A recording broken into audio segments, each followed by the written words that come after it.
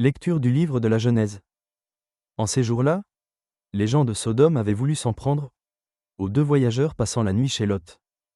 À l'aurore, les deux anges pressèrent Lot en disant : « Debout.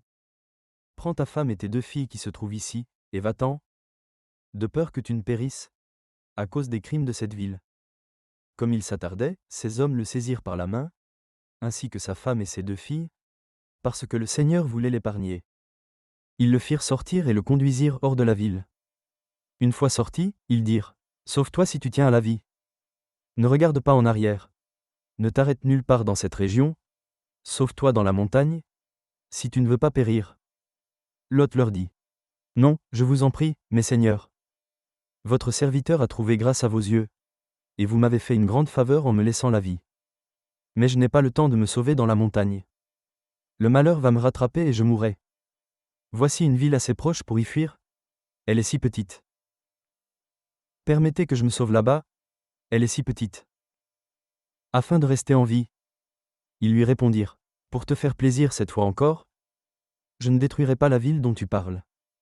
Vite, sauve-toi là-bas, car je ne puis rien faire avant que tu y sois arrivé. » C'est pour cela qu'on a donné à cette ville le nom de Soar. Le soleil se levait sur le pays, et Lot entrait à Soar. Quand le Seigneur fit tomber du ciel sur Sodome et Gomorrhe une pluie de soufre et de feu venant du Seigneur.